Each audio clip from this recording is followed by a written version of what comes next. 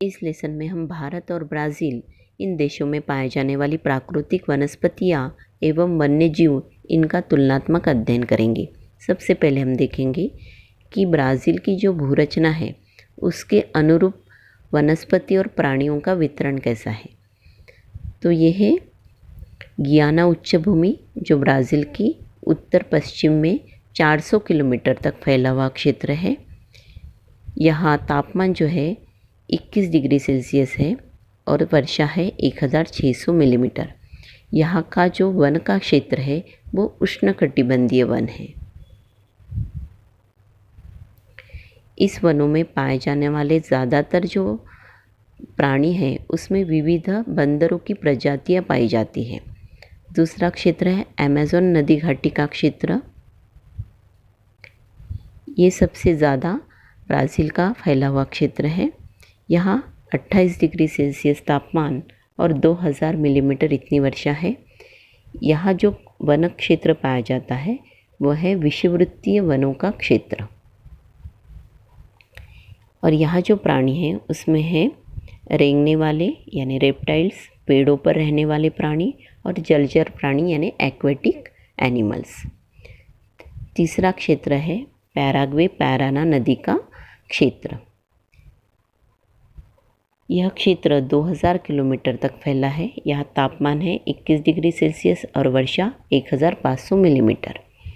यहाँ जो वन पाए जाते हैं वो पतझड़ वाले वन हैं और यहाँ जो प्राणी हैं वो घास के प्रदेश के प्राणी पाए जाते हैं। आगे का क्षेत्र है ब्राज़ील उच्च भूमि का क्षेत्र, जो 2800 किलोमीटर में फैला हुआ है। यहाँ तापमान है 23 डिग्री सेल्सियस और वर्षा है 600 मिलीमीटर। यहाँ जो वने पाए जाते हैं वो है समशीतोष्ण वन और यहाँ जो प्राणी हैं वो है ज़्यादातर घास वाले प्रदेश में पाए जाने वाले और रेंगने वाले यानी रेप्टाइल्स। ये क्षेत्र है किनार पट्टी का क्षेत्र। यहाँ तापमान है 27 डिग्री सेल्सियस और वर्षा है 1200 मिलीमीटर।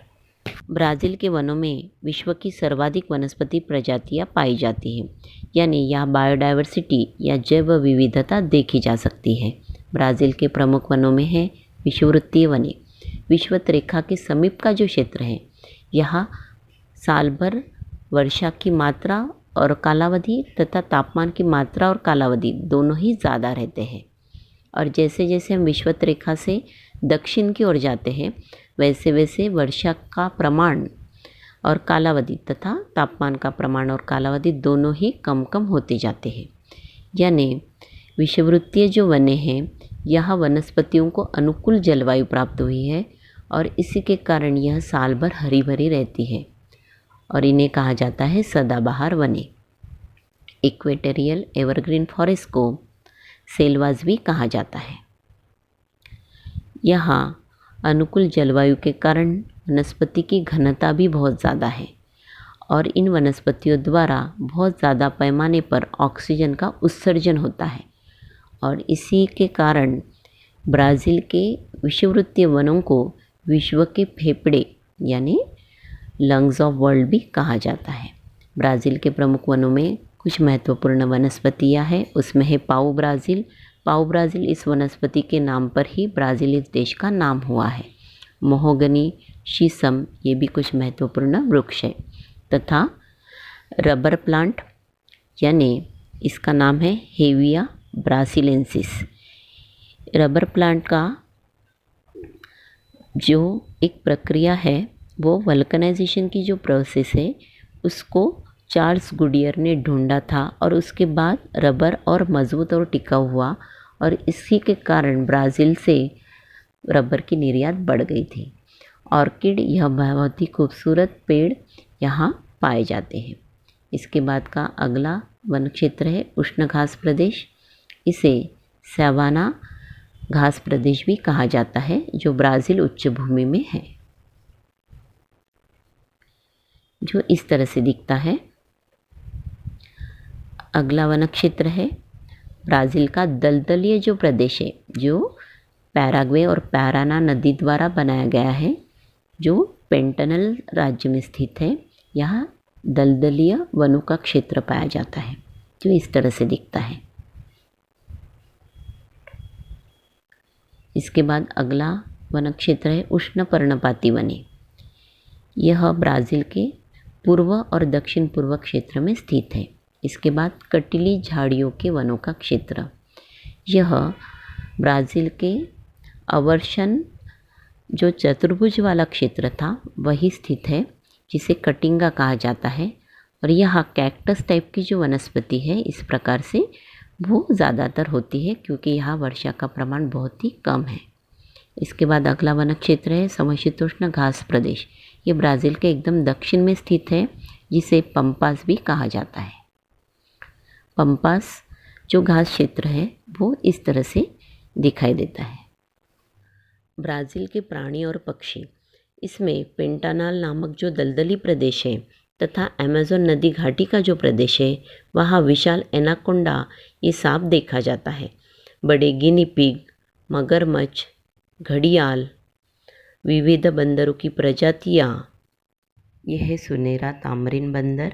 यह प्रजातियाँ लायन यानी सिंह की तरह दिखती है। पेंटानल उच्चभूमि और अमेज़न नदी घाटी के क्षेत्र में ये पाई जाती है। प्यूमा, तेंदुआ इत्यादि प्राणियों की प्रजातियाँ पाई जाती है तथा मछलियों की प्रजातियों में समुद्र की स्वार्ड फिश और नदी की पिराना फिश तथा गुलाबी जो डॉल्फिन है वो भी प्रसिद्ध मछली यहाँ पाई जाती है। बहुत ऊंचाई पर उड़ने वाला और बड़े आकार का कोंडोर पक्षी गुयाना उच्च भूमि में देखा जाता है।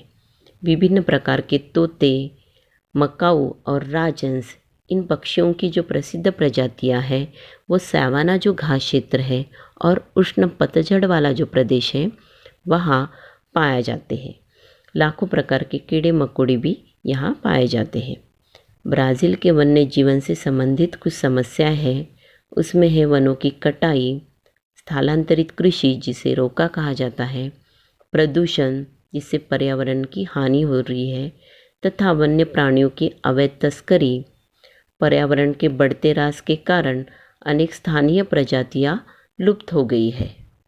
भारत के प्रमुख वन प्रकार, इसमें सबसे पहले देखेंगे सदाबहार वने। भारत का पश्चिम घाट, मध्य पूर्व भारत, उत्तर पूर्व भारत और हिमालय का जो पर्वतपदीय क्षेत्र है, यहाँ भारत के सदाबहार वने स्थित हैं। यहाँ 2000 मिलीमीटर से भी अधिक औसत वर्षा और पर्याप्त सूर्य प्रकाश प्राप्त होने के कारण ही यहाँ सदाबहार वनों का क्षेत्र बना हुआ है। वनों में जो वृक्ष है उसकी विशेषता इस प्रकार से है कि वृक्षों की जो पत्तियाँ हैं वो चौड़ी तथा गहरी हरी होती है। वृक्षों की जो लकड़ी है वो मजबूत, भारी और टिकाऊ होती है। अनेक प्रकार की लताओं की यहाँ उपलब्धता देखी जा सकती है, यानी सबसे ज़्यादा जैव विविधता हम यहाँ देख सकते हैं। इन वनों में जो वृक्ष है उसमें है मोहगनी, रबर और शीशम। इसके बाद हम देखेंगे पर्णपाती वनों का क्षेत्र। भारत का सबसे ज़्यादा जो क्षेत्र है वो पर्णपाती वनों का ही है। 1000 मिलीमीटर से 2000 मिलीमीटर तक वर्षा वाला जो क्षेत्र है यहाँ पर्णपाती वने देखी जा सकते हैं। ग्रीष्म ऋतु में वृक्षों की जो पत्तियाँ हैं वो गिर जाती हैं ताकि बाष्पीभवन द्वारा पानी की कमी न हो। इस कारण वृक्ष अपनी पत्तियाँ गिरा देते हैं। इन वृक्षों में कुछ महत्वपूर्ण वृक्ष है वो है सागौन, जिसकी लकड़ी बहुत ही महंगी और मजबूत होती है, बांस, बरगद और पीपल। इसके बाद हम देखेंगे कटीली झाड़ियों के वन। दीर्घकाल तक शुष्क ग्रीष्म ऋतु तथा 500 मिलीमीटर से भी अगर कम वर्षा हो तो वहाँ कटीली झाड़ियों के वनों का क्षेत्र निर्माण होता है। वनस्पतियों की जो पत्तियाँ होती है वो आकार में बहुत ही छोटी होती है। इस क्षेत्र में कैक्टस टाइप की जो वनस्पतियाँ हैं वो देखी जा सकती है। भारत का राजस्थान और गुजरात का क्षेत्र है इस वन के क्षेत्र में आता है। इसके बाद इसमें जो वृक्ष है उसमें है खैर, बबूल, खेजड़ी, घृतकुमारी और रामबास इत्यादि। अगला वन प्रकार है हिमालय के वन। हिमालय पर्वत श्रेणी में इन वनों का स्थान स्थित है। इन मिश्र जंगलों में साल के वृक्ष अधिक पाए जाते हैं। इन वनों के 3 प्रकार हैं। अधिक ऊंचाई वाले प्रदेश के मौसमी फल और फूल वाले वन, मध्यम ऊंचाई पर पाइन, देवदार और फर ये वृक्ष शंकुधारी वृक्ष पाए जाते हैं। उसके बाद तलहटी में मिश्र वनों का क्षेत्र है। उसके बाद समुद्री तट के वन।